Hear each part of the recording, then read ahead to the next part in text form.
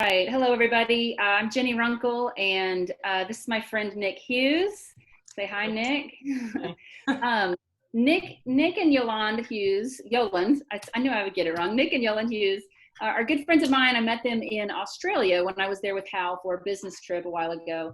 And they work with, they are mindset mentors and coaches, and they have an organization called Inspire Tribe. And they have been tremendous friends to me and major inspirers to me with something that they've created called the EQ code. And it's been something that I have absolutely benefited from in so many different ways, and personally, professionally, and spiritually, in every way I can think possible. And I was reflecting on that in recent days with everything that's been going on around the world, and especially in the States. And I asked Nick if she would come and talk to me and I could share it with you guys, because I think that the code she and Yolanda have developed is just a remarkable tool. So Nick, thank you so much for being here. Thank you for having me on, Jenny. I'm super excited to share the code. As you know, I'm a bit of a zealot around it. Awesome. Would you tell us what the code is and maybe a little bit about how you developed it and what you guys use it for? So I'm just bringing up the screen to put the code into context. So code is effectively something that we've created over the last close to decade. When it came to personal development, it's a very murky field, and improving ourselves is easier said than done. And after studying myself for 15 years, reading books, going to courses, and still improving, but not nearly as much as I'd hoped, we basically took some impetus from the computing field, where IT guys had just accelerated their knowledge at such an astoundingly rapid rate. So we brought that into the emotional intelligence field. So when it comes to the EQ code, effectively it's a binary way to look at humanity and our own selves. And by looking at it in this binary way, in terms of the logic, we can start to work out what logic is important to us and what logic isn't so important at that particular point in time when we're discussing things. So it's a hyperlogical framework. And once people know the rules of the code, we can start to have really robust, really logical conversations that also bring in the feeling element. So the thing with personal development is, again, there's people who are very feeling orientated and they get things very quickly, but then you have hyperlogical individuals such as myself. So I put myself on the spectrum, unofficially, but still.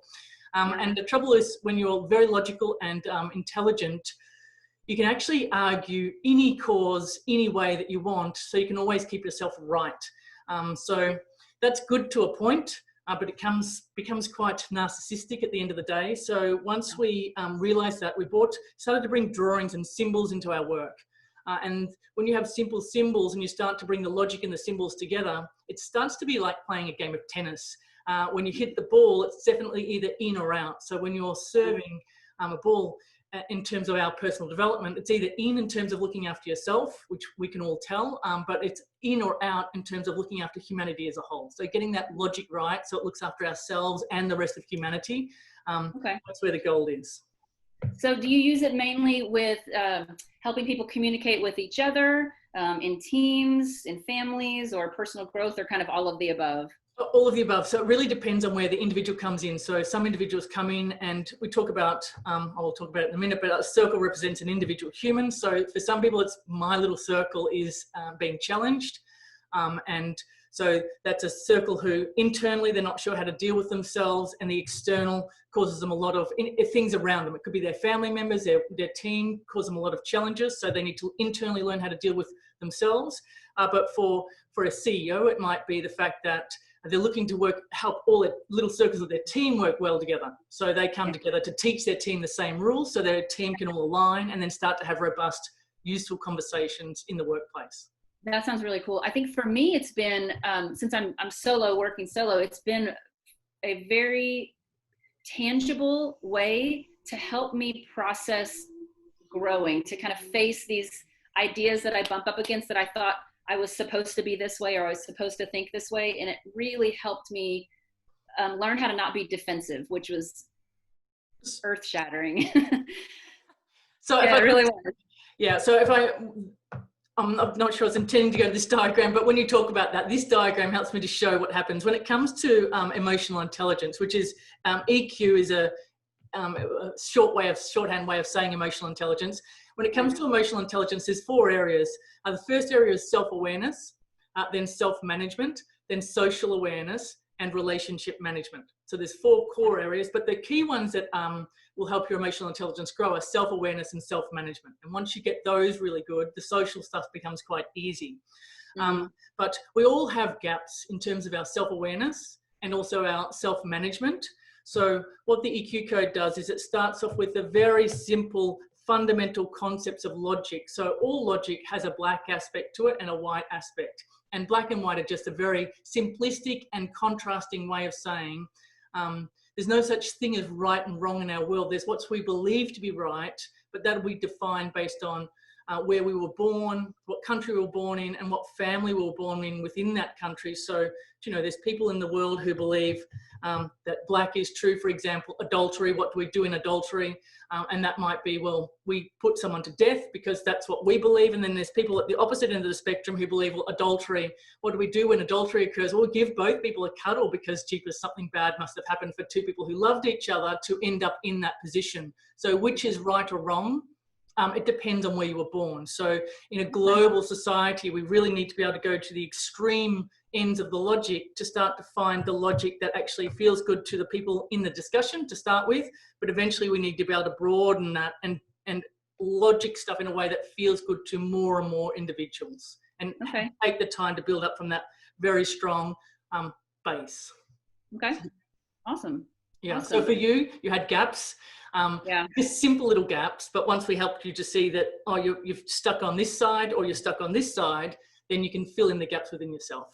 Yeah, and I love how one of the things the code talks about is the goal of emotional intelligence is to become softer, stronger humans. It's to be not rigid and not completely floppy, but to whatever the decision or the situation calls for, you can bring your softest, strongest humanity to it. Yeah, so if we look at that, let's talk about the strengths to start with, because I think the strength of logic and the strength of humanity has got us to where we are.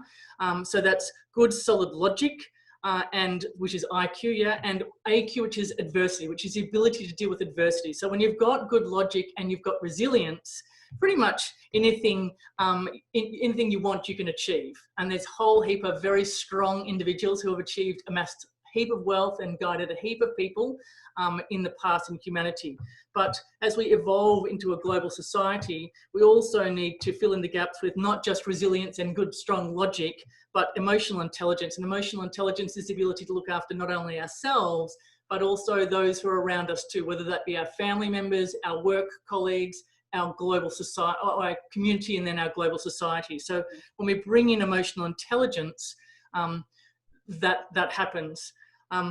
Trouble is we've got a lot of emotionally intelligent people who can't necessarily logically justify why things are right to the degree that a highly logical person needs them to justify it. And therefore, the logical, resilient individual, you know, we can look at some very popular or unpopular people, dare I say the word Trump, who's actually highly intelligent and has stunning resilience, but potentially lacks a little bit on the emotional intelligence side. You know, I'm being diplomatic here. You're big, and I'm agreeing with you there. So what we want to do is we want to actually be able to bring all these into alignment. And when we can do this, those logical individuals become brilliant on many, many levels. And the emotional intelligence people can be lifted up, and they can quickly go to, those who are already emotionally intelligent can go to that space of vulnerability. And when we can bring all these into alignment, we start to really quickly evolve as a human race. It's that vulnerability that is so, that the code helped me. I believed in vulnerability. I believed in the idea of it, but I would say, I'll be vulnerable. And then I just didn't know how to do it. And that's where the code came in. And it was the idea of the little circle that I would love for you to hit on for us. That was the first piece for me that really helped me see what was standing in the way of that for me. Great. So there's messy vulnerability, and which is not so useful to everyone. Then there's good vulnerability, which is just enough. It's a bit like chili sometimes. Vulnerability, too much ruins a meal. Just a little bit is great. Yeah? So if we look at the little circle, basically the little circle represents a human. So you're a little circle, I'm a little circle, everyone on the planet. is a little circle. And so there are about 7.7 billion little circles on the planet at the moment. Now, the idea of this framework is that it simplifies how we look at humanity, and it simplifies how we look at ourselves, and it helps us to stop becoming too self-absorbed in Guilty. you're self-absorbed you've been self-absorbed in a mushy way, and I was self-absorbed in an egotistical, logical way. So both ends of the spectrum are not ideal. So when the little circle basically helps us to even out. So some people like me used to think I was above the average little circle. And some people like you used to think you're below the average circle. So once we realize that we're all the same, we're all worth the same, that's a powerful space for us all to exist in. So the little circle does that very quickly for us. When we bring emotions into the little circle, we do it really simplistically. So simplistically, we can teach it to kids. So every little circle is either existing in one of two binary states. Now we do get more complex, but we start off very simplistically. They're either green and happy or red and hurt. So if you understand that happiness and hurt are what guide us, it's pain and pleasure, simplistic version of pain and pleasure. So, when someone rolls their eyes at us, we'll experience this very small version of hurt. But an extreme version of hurt is someone putting an axe into our foot. It's not going to kill us, but it's very hurtful. And happiness goes from everything from, I don't feel hurt, to the joys of an ecstatic moment. It covers all those extremes, but it helps people to go, I'm either green and happy or red and hurt, and there's a level of vulnerability in that place that many logical people would never go to. They don't even express their feelings. That. How would you address, and I think we'll get to this later in another video, but how would address someone who doesn't really think that their feelings should matter all of that much? That it shouldn't matter how I feel, it should matter what's right or wrong, or it should matter what is logical or what I've been taught to believe, or something along those lines. Good question. So the right and wrong comes from our feelings. So if I take one of your beliefs that you definitely believe to be true, and I start to prove that that's wrong, well, your feelings, you'll start to feel angry and justified. So our feelings are constantly fueling us, whether we're aware of it or not. So the trick is to not be ignorant to our own feelings. We talked about emotional intelligence. The very first thing is self-awareness.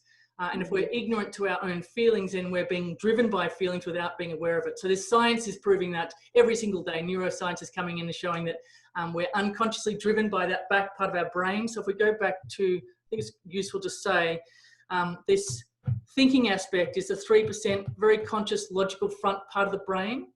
And that's the thinking aspect, but the feeling aspect is the 97%, so it's the back part of the brain, the unconscious aspect, but it's also all the reactions that happen in our body before our body gives information to that front part of the brain. And this drives us far more than most of us have ever realized. So obviously some people have realized it forever, but people like me, only in the last decade.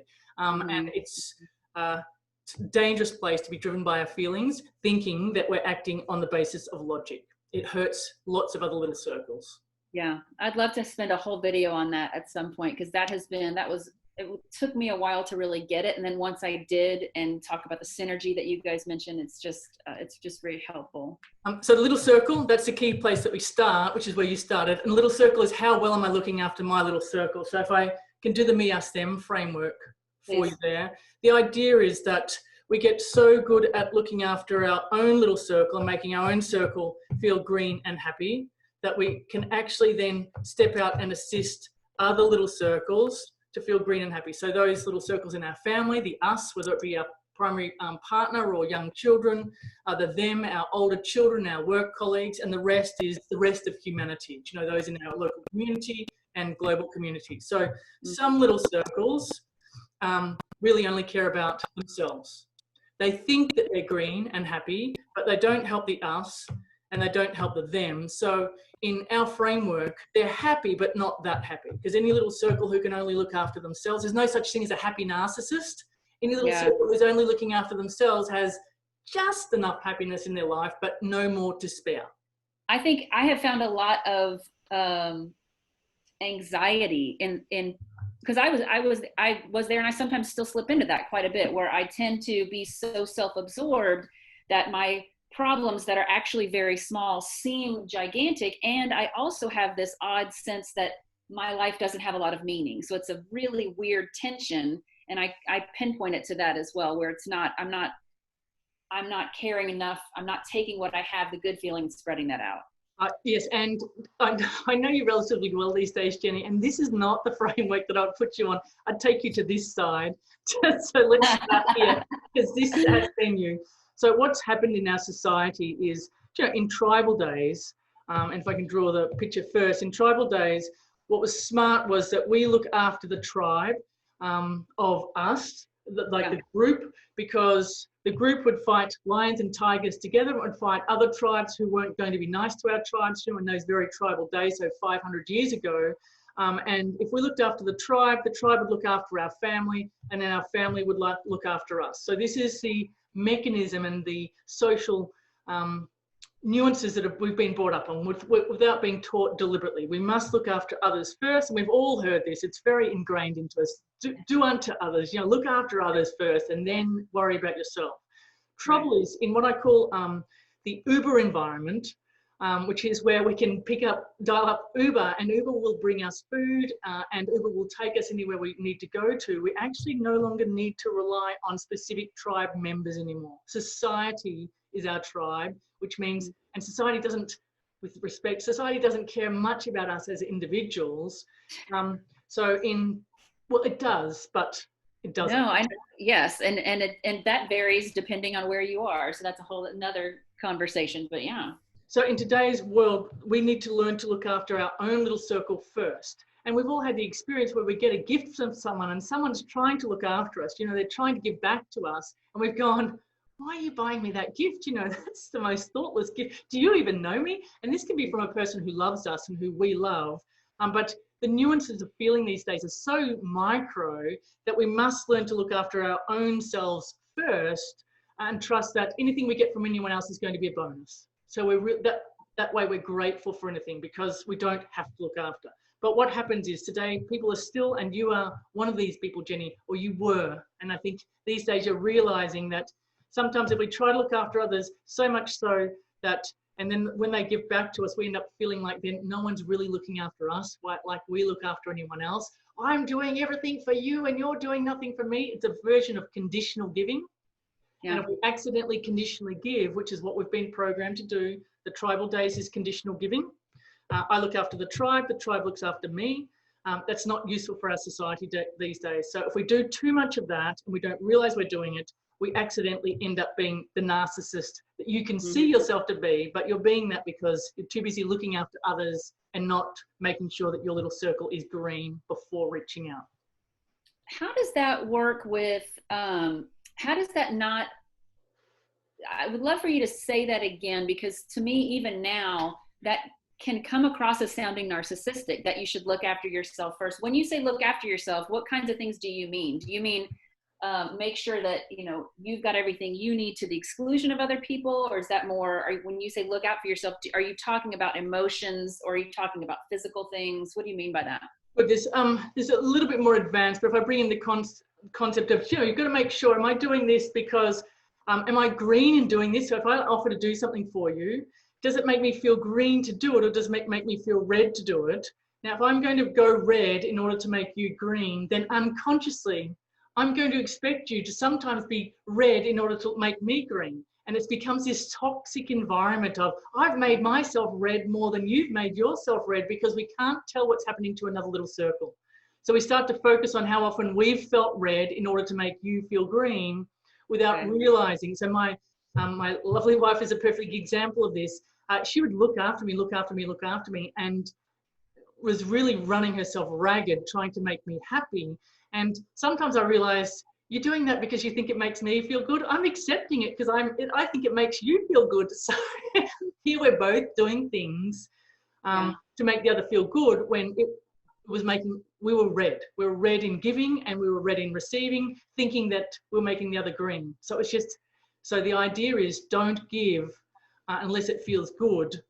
And if you can't give without it feeling good, at least own it. So, you know, that's okay. I'm not that happy about doing this for you, but I will do it for you. At least the other person is then aware, Yeah. the other person is read for me. Does that make sense? Yeah, and we'll get into that at another time, because that is a nuanced idea. But it is, and I remember coming to you with a specific question about that, and I remember making that turn. So that's something maybe for a later date, but that's really helpful. I guess the core concept here, and if we come back to it and look back to it, is the better we are at looking after ourselves in a healthy way, in a healthy, non-narcissistic way, the more people we can actively look after. So when we're fighting to look after ourselves and fighting to feel good on a daily basis, guaranteed we're not great for our family, we're certainly not great for our colleagues, and we've got no energy for the rest of the world. But when we're really good at looking after ourselves and so good at feeling happy that we can help our kids be happy and help our partner show up and feel happy on a daily basis and pick them up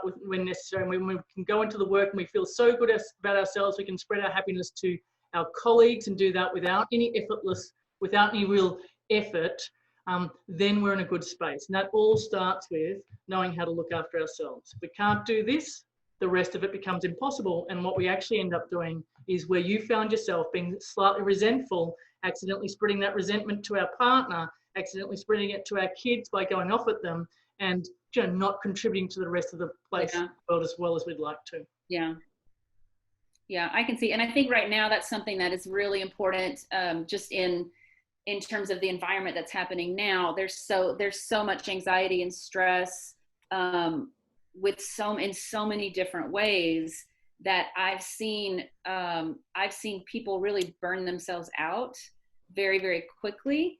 And the code has been something that has helped. Some people are more used to the stress that we're experiencing right now. There are some people new to some discussions, and that's a really hard place to be, where you're stretching, all of a sudden you've been asked to stretch really, really far. And it's in that I think it can be very helpful to not think of taking care of yourself as a selfish endeavor, but in order so that you can grow, so that you can expand, your thoughts, you can expand, lots of different things. It's not a selfish endeavor. And I think we sometimes think that it is. So it's a really important concept to keep kind of noodling on. Oh, certainly. We need to lip on that again and again. And there's a whole lot of layers when it comes to that selfishness. What is selfishness? And, I think it helps to understand that the most selfish thing you can do is show up